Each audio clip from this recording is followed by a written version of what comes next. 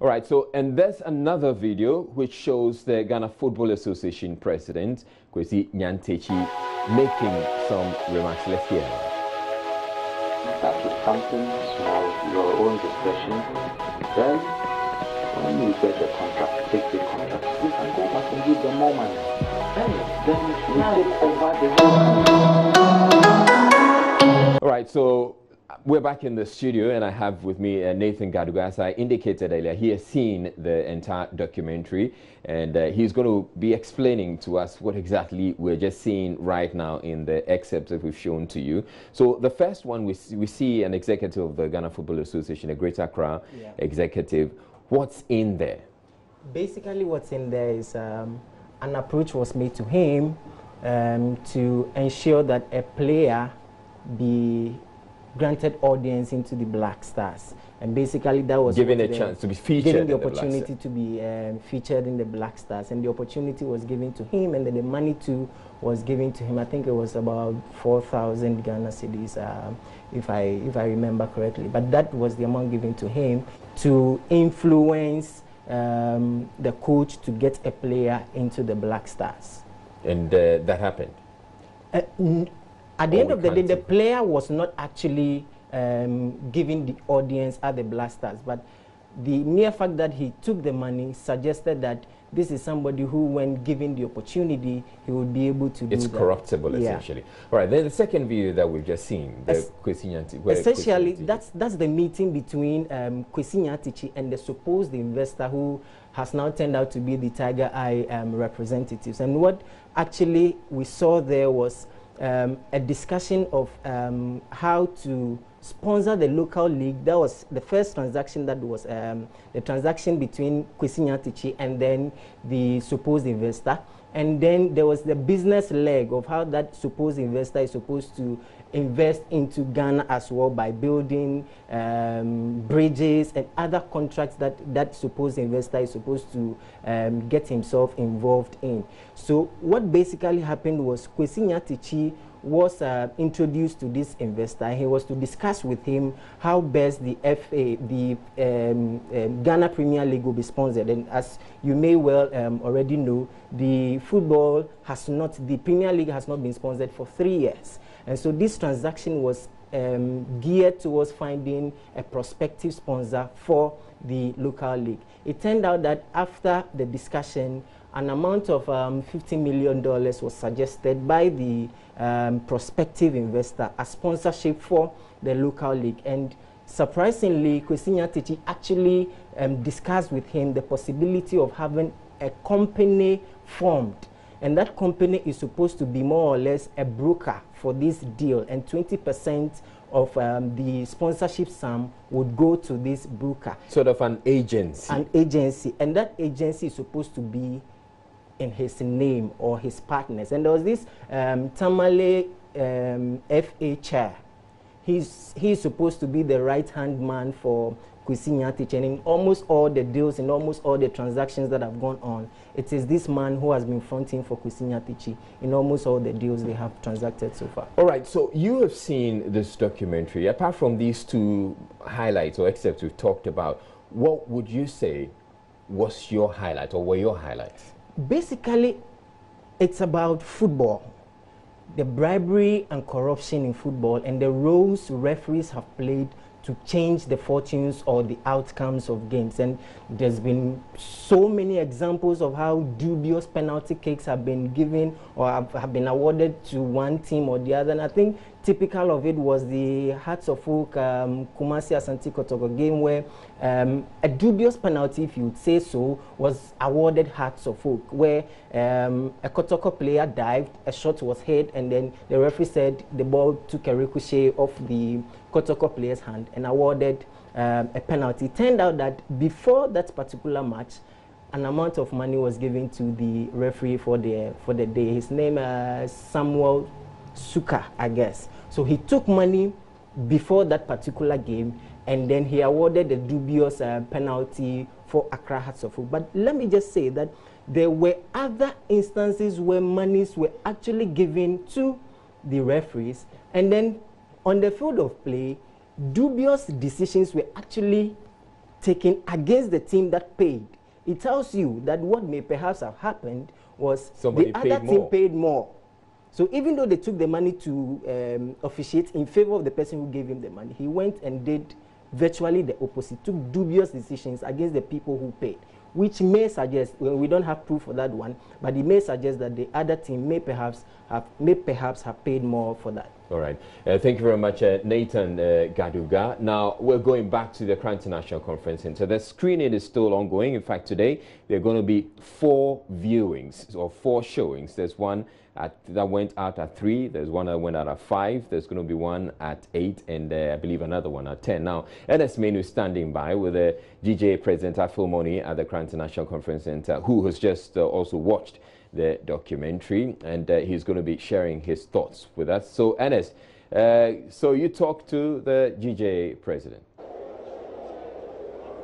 Okay, so Izzy, we have the GFA President, Afil Moni here. Remember that the GFA issued a statement asking for police protection for Anas because his life was in danger. This was after the Asin Central MP had published pictures that were allegedly his pictures, and they said that this was exposing him to danger. In fact, they described it as murderous intent. And so, Mr. Moni, thanks for joining us on Joy News Prime. Kindly draw closer. What are your impressions after watching this documentary?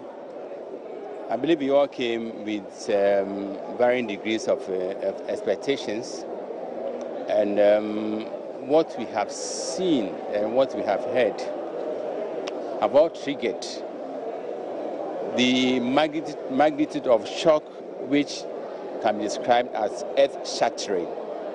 Earth-shattering in the sense that the degree of revelations, I believe, have shaken the very foundations of our football, and to a very large extent, the nature of politics in this country.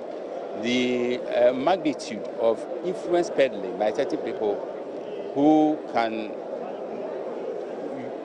drop names, the biggest name in this country, that's the presidency, to attend to war investors and to satisfy their personal greed. We believe that Anas, by the extensive nature of his investigative piece, the level of sacrifice he has put into this work, and what has come out, the outcome of all this, have all justified what he has done. Indeed, they have justified the rectitude of the methods he has used. Many were those who were questioning his methodology, the modus operandi, and others, because they are of the view that Anas's style offends the law. Anas's style is ethically unscrupulous. But before we even watch the video, some of us, put our integrity on the line, put our necks.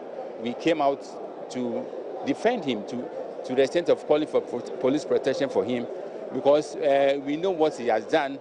We know his track record, which strikes cause of appreciation nationally and internationally. So as we speak, Anas Aremeyaw Anas is one of the purest gems when it comes to investigative journalism. And it is instructive to note that his style of investigative journalism is a subject which is taught in American schools. And one of the topmost caliber of journalists in the whole wide world. So we have no choice than to mount rose-tinted defense of his style, because we have subjected what he has done to Article 13 of our Code of Ethics, and as far as we are concerned, his investigative piece is ethically wholesome.